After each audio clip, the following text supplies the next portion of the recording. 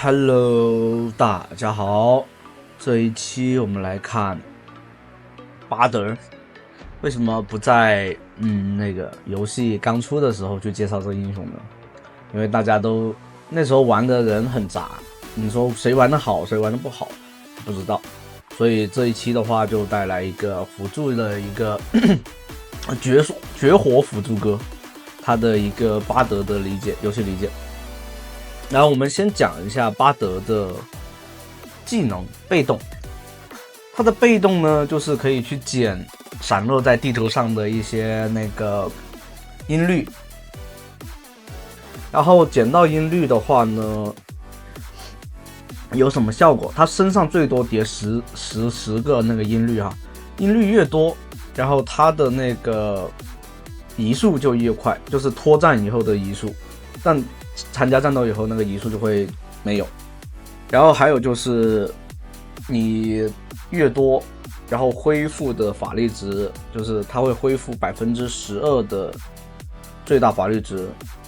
然后每个音符的话，如果说你一直不去使用它，或者说释放技能或者什么的话，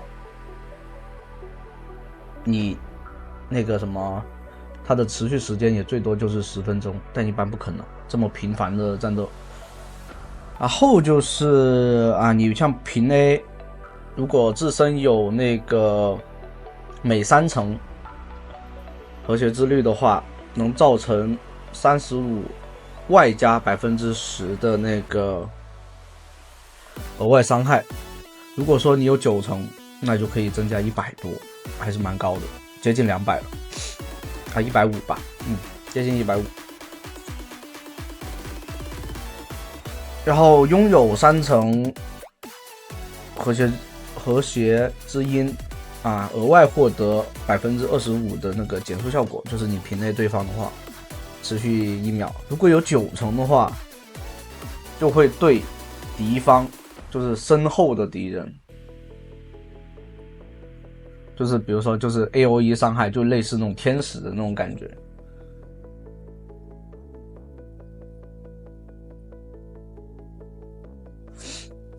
反正就是叠的越多越好，10层就上限了。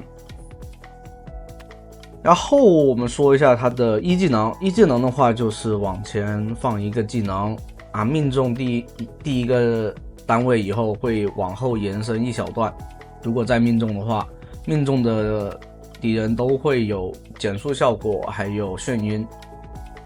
二技能呢就放一个祭坛，那个祭坛呢怎么说呢，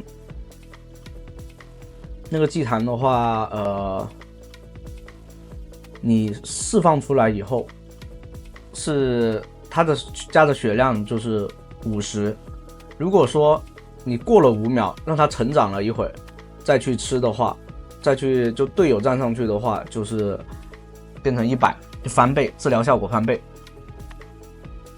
最多的话可以3座圣坛，然后如果对方站在你圣坛上面的话，就直接摧毁掉了。E 技能就是开送传送门，持续10秒，然后可以传送任何英雄，然后也可以就是我方英雄的传送速度是比对面传送速度快50%，就是这样子。大招的话就是丢个超远程的一个金身大招，无论是塔还是野怪还是人，都会被在这个范围内。这个操作就是得看你的灵不灵性了，不灵性的话很容易出大问题。这个过程中，这里 Q 晕住对方，这就是巴德的一个。就其实你打到后面，你要各种去游走，去捡那个音律。因为音律越多的话，你平内伤害也越高，也能更好的去帮助队友，有更快的支援。你看这里面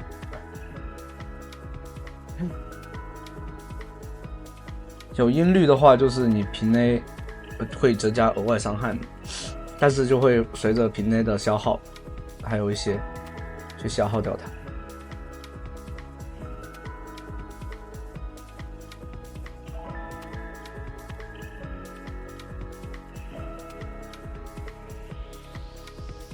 哦，好像是不会消耗的，好像是这边的话是根据时间，就10分钟会被那个取消掉一个，持续时间是10分钟。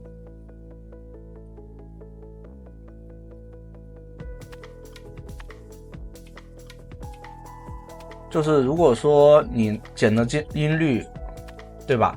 你前期减的音律越多，比如说一个音律第5分钟之后，每1分钟就能增加20点的那个经验值。如果你前期你减了5个，然后5分钟以后，每1分钟你就可以增加50点，哦，100点生命值啊，那个经验值说错了。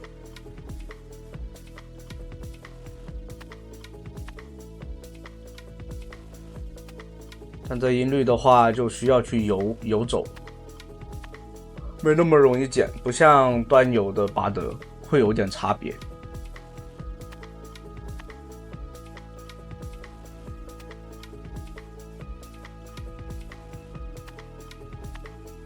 像地图的话，好像是会显示那个音律的那个效果吧，好像。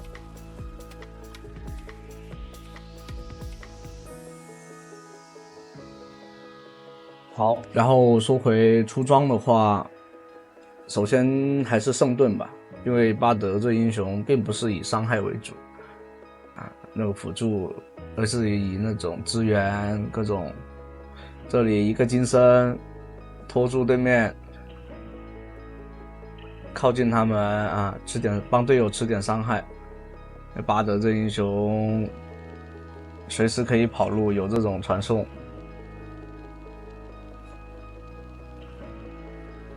通过传送的来拖战，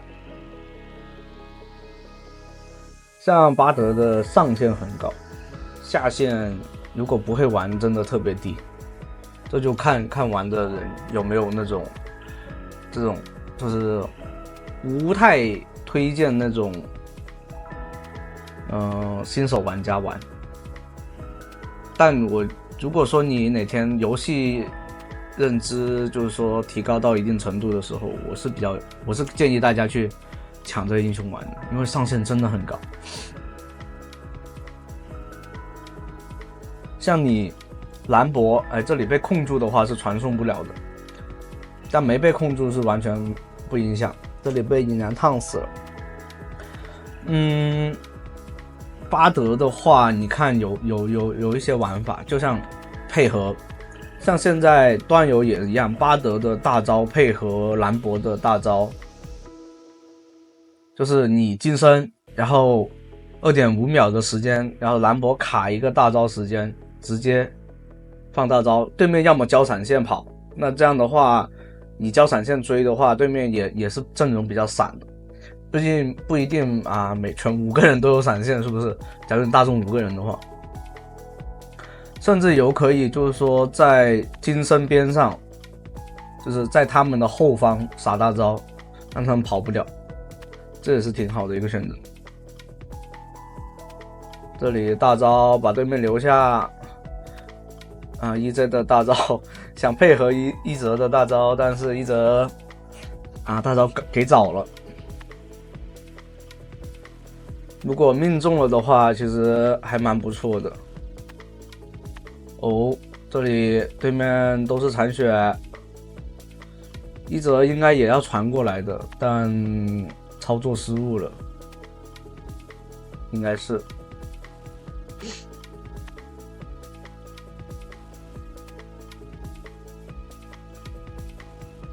而且手游的巴德大招太顺畅了，基本没什么后摇，我发现。这方面我估计得削一削。像现在高分局很难放出巴德吧，除非没有就是被巴德搞过那种，如果被搞过的基本上都不会放巴德出来，确实太离谱了。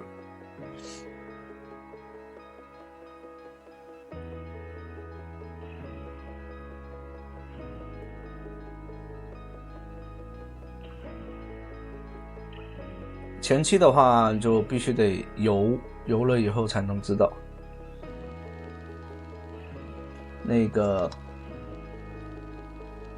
这里配合队友，但被控住了，对面先传过来的，等着他。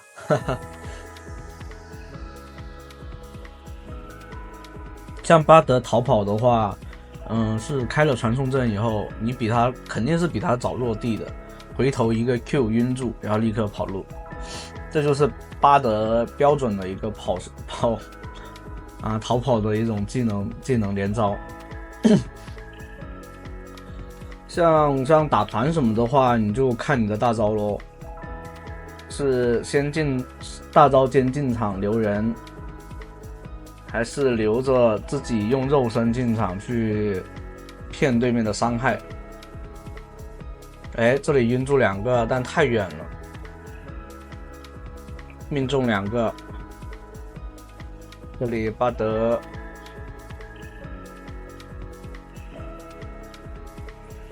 传送阵过来，用平 A 帮忙补一些伤害。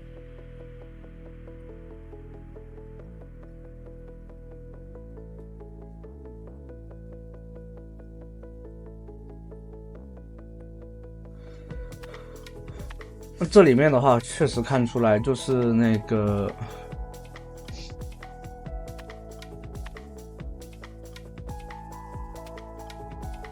你那个音律是丢出去以后，它是不会说立刻出来的，就是丢出去以后，它是需要一定的冷却才能回来身边，就等于就是说它有一个小爆发。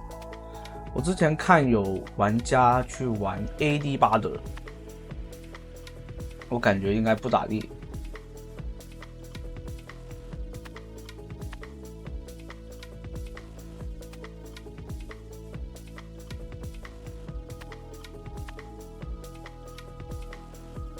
这里伤害还是蛮高的，帮队友补伤害，但剑姬扛的伤害太多了，这 Q 没有眩晕住后面的，那这样的话必须得跑路了，对面的罗西安过来了。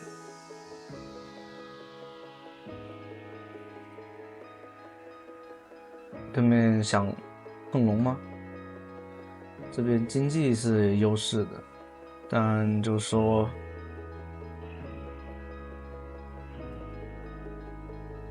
机会阵容太散。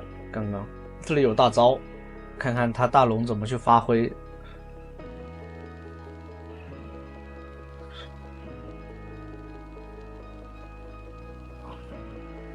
那这样的话，这条大龙估计是拿不了了，队友都掉电了。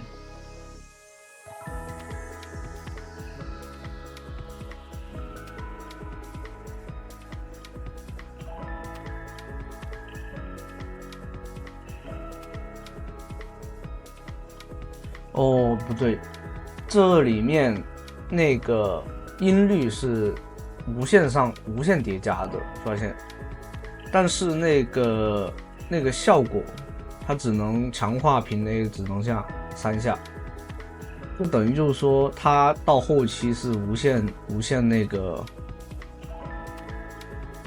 那这样的话，其实它脱战的话，很快就已经叠满了。脱战是只有10层的上限。但他后期这种游走的能力确实，那这样的话玩 AD 巴德其实也不是不行，也算是玩法的一种。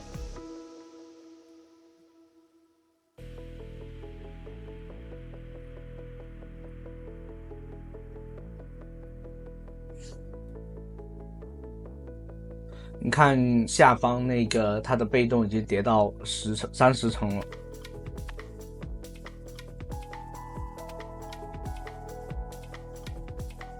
所以拖的时间越久的话，那个伤害会越高。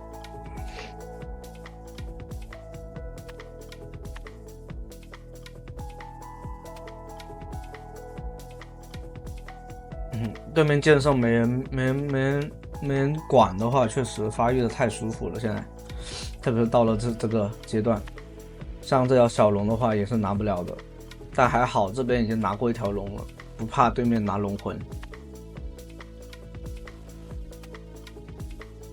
大招，看看能不能留住。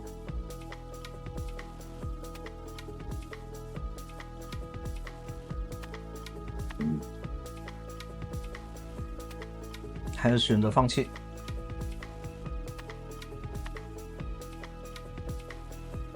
现在的话就是尽量的去叠被动，因为你看他现在脱战的速度确实很快，10层的话是已经早满了，他那个脱战速度。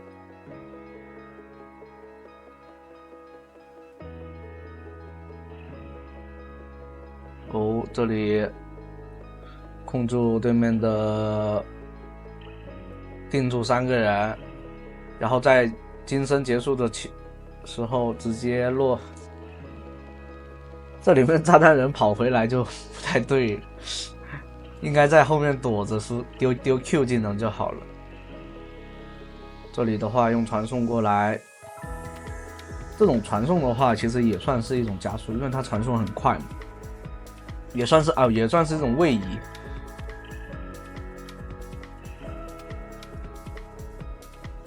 就9层以后的话，它的那个就会有 AOE。像如果你玩低端局是可以，就是说怎么说呢？传送那个。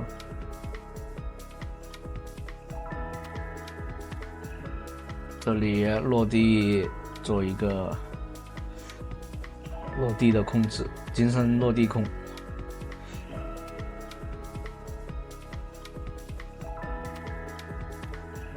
这里的话过来直接拿大龙，对面卡牌来了不影响。巴德还是蛮肉的，在里面扛住就行了。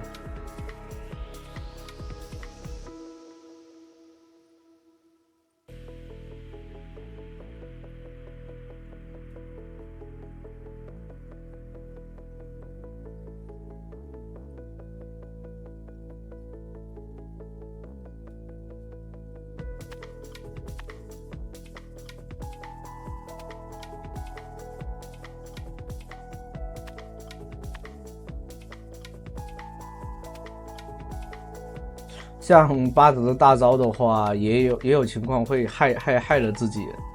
这里的话没办法，为了救这个剑姬，必须得吃控制。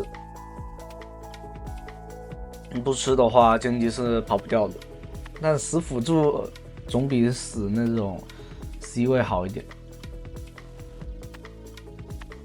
因为 C 位是吃经济要发育的。你死一次的话，你掉的发育可能就不是那300块的人头而已。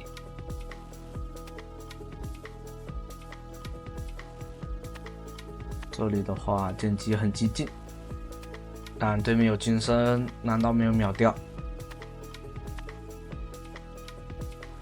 那这样的话，推3路高地塔是没问题的，得回来接着打那个远古龙。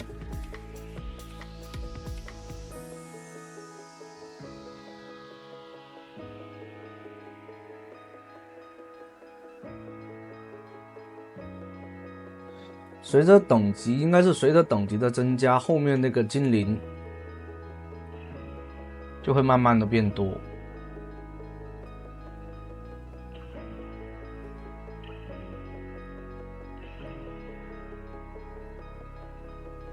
应该叫做木灵。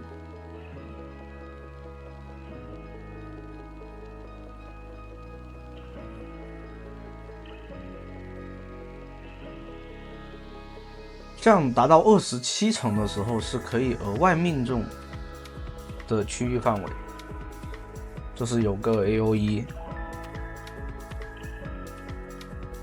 但还好。巴德这英雄被动上面其实蛮爽的，像手游里面。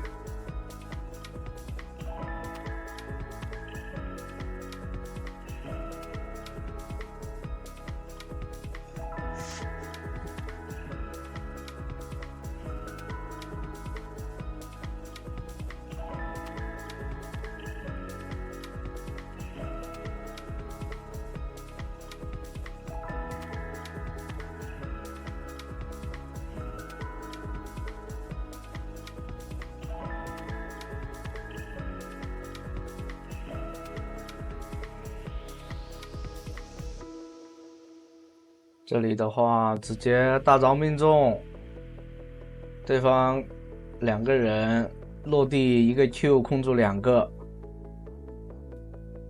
扛塔就完事了，直接轻松拿下比赛。